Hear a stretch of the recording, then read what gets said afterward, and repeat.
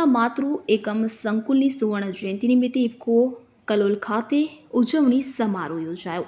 કેન્દ્રીય સહકારિતા મંત્રી શ્રી અમિત શાહની હસ્તે ઇફકોના નવા બીજ સંશોધન કેન્દ્રનો શિલાન્યાસ। વિગતે વાત કરીએ તો વિશ્વની સૌથી મોટી સહકારી સંસ્થા ઇફકોના માતૃ એકમ તેમજ સૌપ્રથમ યુરિયા નિર્માણ સંકુલની સુવર્ણ જયંતિની ઉજવણી નિમિત્તે ઇફકો કલોલ ખાતે યોજાયેલા સમારોહમાં કેન્દ્રીય ગૃહ અને સહકારિતા મંત્રી શ્રી અમિત શાહે ઇફકોના નવા બીજ સંશોધન કેન્દ્રનો શિલાન્યાસ કર્યો હતો। આ પ્રસંગે મુખ્યમંત્રી શ્રી ભૂપેન્દ્ર પટેલ સહિત રાજ્ય મંત્રીમંડળના સભ્યો અને સહકારી અગ્રણીઓ ઉપસ્થિત રહ્યા હતા। સમારોહના પ્રારંભે ઇફકોના મેનેજિંગ ડિરેક્ટર ડોક્ટર ઉદયશંકર અવસ્થીએ સૌનું શાબ્દિક સ્વાગત કર્યું। આ વેળાએ તેમણે ઇફકો કલોલ એકમની સ્થાપનાથી લઈને આજે 50 વર્ષ સુધીની ગૌરવપૂર્ણ યાત્રા, સફળતા અને સિદ્ધિઓની ભૂમિકા આપી હતી।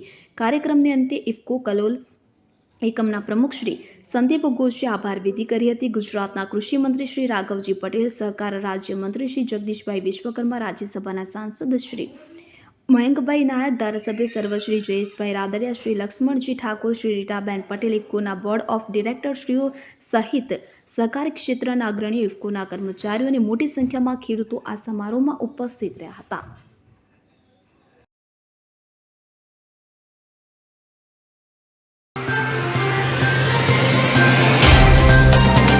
तो व्हाट्सएप, ट्विटर, फेसबुक, इंस्टा जहाँ भी आपका अकाउंट है, इसे शेयर बटन के द्वारा वहाँ पर शेयर करें।